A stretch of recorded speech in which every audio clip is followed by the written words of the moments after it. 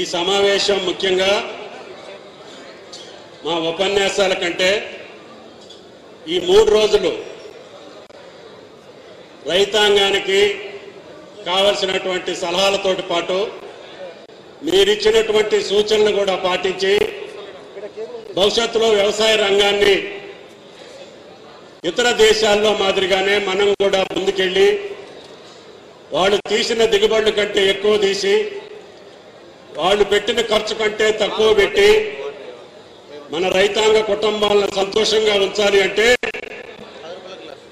ఈ యొక్క కొత్త యాంత్రీకరణ కావచ్చు, కొత్త ఇత్తనాలు కావచ్చు, కొత్త పద్ధతులు కావచ్చు, మీకు కావలసినటువంటి అన్ని సహాయ సహకారాలు అందించడానికి నిపుణులైనటువంటి శాస్త్రవేత్తలు, వైస్ ఛాన్సలర్స్, అదేవిధంగా ఔత్సాహిక రైతులు, ఆదర్శ రైతులు, ఒక్కొక్క పంటలో ఒక్కొక్క రైతు అందరికంటే మిన్నగా చెప్పగలిగేటటువంటి పెద్దలు ఉన్నటువంటి ఈ జిల్లా భరతమాతకి, తెలంగాణ తల్లికి పసుపు పారాయణం అందించినటువంటి నిజామాబాద్ జిల్లా.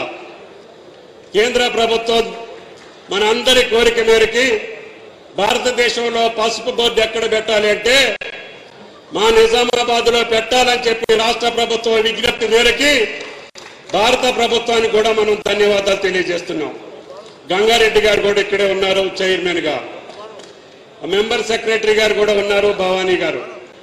వారికి ఒకే ఒక విజ్ఞప్తి, ఈ యొక్క బోర్డు యొక్క లక్ష్యం ఈ జిల్లా ప్రజల యొక్క కోరిక, వాళ్ళ యొక్క ఆశలని తీర్చేటట్టుగా ఆ బోర్డుని త్వరగా తీర్చిదిద్ది కేంద్ర ప్రభుత్వం దగ్గర ఏదొస్తే పసుపు రైతు తలెత్తుకుని నిలబడగలుగుతాడో అతన్ని నిలబెట్టేటటువంటి బాధ్యత ఈనాడు కేంద్ర ప్రభుత్వం మీద ఉంది. అది ప్రధానమంత్రి గారికి, వ్యవసాయ మంత్రి గారికి కూడా విజ్ఞప్తి చేశాం. త్వరలోనే దానికి కావలసినటువంటి కార్యక్రమాలన్నీ కూడా భారత ప్రభుత్వం చేస్తుంది అని చెప్పి ఆశిస్తున్నాం. అదేవిధంగా రాష్ట్ర ప్రభుత్వ పక్షాన నా వ్యవసాయం పచ్చగా ఉండాలి అంటే ఇరిగేషన్ శాఖ మార్చులు ఉండాలి. మీరు కష్టపడి పండించినటువంటి పంట కొనుగోలు చేయాలి అంటే తప్పకుండా కొనుగోలు చేసే మంత్రి కూడా ఇరిగేషన్ మంత్రే కావటం. అందుకని ఈ సమావేశానికి ముఖ్య అతిథిగా ఉత్తమ్ కుమార్ రెడ్డి గారిని పిలిపించుకున్నాం.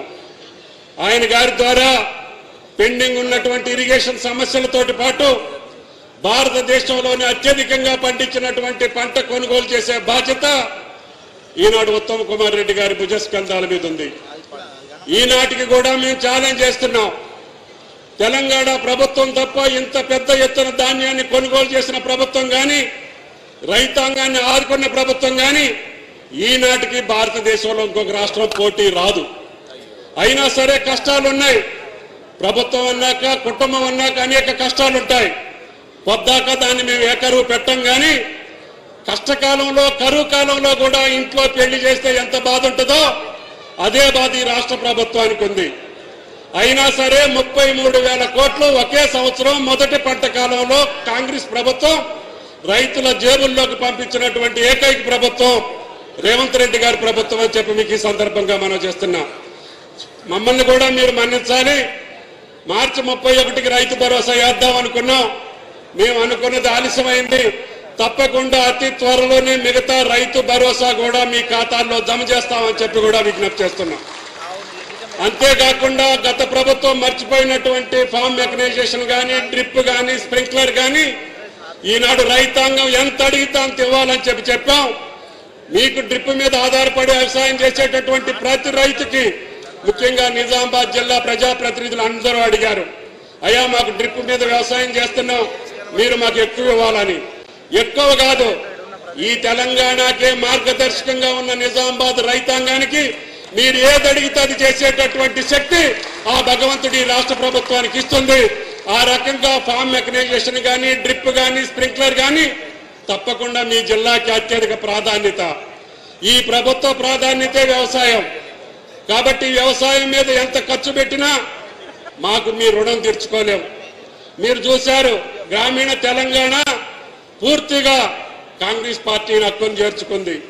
అందుకని మేము కూడా ప్రేమపూర్వకంగా, బాధ్యతగా గ్రామీణ రైతాంగాన్ని కాపాడటం కోసం అష్ట కష్టాలు పడి ఎన్ని ఇబ్బందులైనా పాత స్కీములను కొనసాగించుకుంటూనే కొత్త పథకాలను ప్రారంభించి విజయవంతంగా నడుపుతున్నటువంటి ఏకైక ప్రభుత్వం తెలంగాణ ప్రభుత్వం.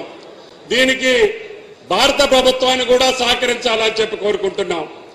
చౌహాన్ గారు కూడా పెద్ద మనిషి, ఆయన సుదీర్ఘకాలం వ్యవసాయ మంత్రిగా చేశారు. ఆయనకు కూడా చెప్పాం, గత 5-10 సంవత్సరాల్లో మా పథకాలన్నీ ఆపేసి కేవలం రైతు బంధుతోటి సరిపెట్టారు. ఇప్పుడు ఆ పథకాలన్నీ పునరుద్ధరిస్తాం, మా రైతాంగాన్ని ఆదుకోవాలని చెప్పాం. ఆయన కూడా పెద్ద మనసుతోటి చేస్తామని చెప్పారు. కాబట్టి దయచేసి రైతాంగం గుండె మీద చేసుకొని వ్యవసాయం చేసేటటువంటి స్థాయికి తెలంగాణ ప్రభుత్వం ప్రయత్నం చేస్తుంది. ఇందాక పంట నష్టాన్ని గురించి కూడా ఎమ్మెల్యేలు చెప్పారు. తప్పకుండా మేము అన్నటువంటి పంట నష్టాన్ని త్వరలోనే మీ ఖాతాల్లో జమ చేసే బాధ్యతని వ్యవసాయ శాఖ తీసుకుంటుందని చెప్పి కూడా మీకు ఈ సందర్భంగా మనం చేస్తున్నాం. ఈ సమావేశం తర్వాత మీకు ఇక్కడ సైంటిస్టులు ఉన్నారు, అదేవిధంగా ఆదర్శ రైతులు ఉన్నారు. మీకు ఏ పంట మీద ఏ సందేహం ఉన్నా మీరు అడగండి, లేదు మీకు తెలిసిందుంటే మీరు కూడా చెప్పండి. రైతాంగానికి రాబోయే రోజుల్లో వ్యవసాయం ఏ పద్ధతిలో చేస్తే మనం నిలబడగలుగుతామో అది ప్రభుత్వ పరంగా కావచ్చు, శాస్త్రవేత్తల పరంగా కావచ్చు, అనుభవం కలిగినటువంటి రైతుల ద్వారా కావచ్చు, లేకపోతే అనేక కంపెనీలు ఇప్పుడు యంత్ర సామాగ్రిని, అదేవిధంగా పురుగు మందుల్ని, అదేవిధంగా ఫామ్ మెకనైజేషన్ మొత్తాన్ని కూడా డిస్ప్లే పెట్టాం. మీకు కావలసినటువంటి యంత్రాల గురించి అడగండి. మీరు ఏ చేసే వ్యవసాయానికి సంబంధించినటువంటి అనుమానాలన్నిటి భారత ప్రభుత్వాన్ని కూడా సహకరించాలని చెప్పి కోరుకుంటున్నాం. చౌహాన్ గారు కూడా పెద్ద మనిషి, ఆయన సుదీర్ఘకాలం వ్యవసాయ మంత్రిగా చేశారు. ఆయనకు కూడా చెప్పాం, గత 5-10 సంవత్సరాల్లో మా పథకాలన్నీ ఆపేసి కేవలం రైతు బంధుతోటి సరిపెట్టారు. ఇప్పుడు ఆ పథకాలన్నీ పునరుద్ధరిస్తాం, మా రైతాంగాన్ని ఆదుకోవాలని చెప్పాం. ఆయన కూడా పెద్ద మనసుతోటి చేస్తామని చెప్పారు. కాబట్టి దయచేసి రైతాంగం గుండె మీద చేసుకొని వ్యవసాయం చేసేటటువంటి స్థాయికి తెలంగాణ ప్రభుత్వం ప్రయత్నం చేస్తుంది. ఇందాక పంట నష్టాన్ని గురించి కూడా ఎమ్మెల్యేలు చెప్పారు. తప్పకుండా మేము అన్నటువంటి పంట నష్టాన్ని త్వరలోనే మీ ఖాతాల్లో జమ చేసే బాధ్యతని వ్యవసాయ శాఖ తీసుకుంటుందని చెప్పి కూడా మీకు ఈ సందర్భంగా మనం చేస్తున్నాం. ఈ సమావేశం తర్వాత మీకు ఇక్కడ సైంటిస్టులు ఉన్నారు, అదేవిధంగా ఆదర్శ రైతులు ఉన్నారు. మీకు ఏ పంట మీద ఏ సందేహం ఉన్నా మీరు అడగండి, లేదు మీకు తెలిసిందుంటే మీరు కూడా చెప్పండి. రైతాంగానికి రాబోయే రోజుల్లో వ్యవసాయం ఏ పద్ధతిలో చేస్తే మనం నిలబడగలుగుతామో అది ప్రభుత్వ పరంగా కావచ్చు, శాస్త్రవేత్తల పరంగా కావచ్చు, అనుభవం కలిగినటువంటి రైతుల ద్వారా కావచ్చు, లేకపోతే అనేక కంపెనీలు ఇప్పుడు యంత్ర సామాగ్రిని, అదేవిధంగా పురుగు మందుల్ని, అదేవిధంగా ఫామ్ మెకనైజేషన్ మొత్తాన్ని కూడా డిస్ప్లే పెట్టాం. మీకు కావలసినటువంటి యంత్రాల గురించి అడగండి.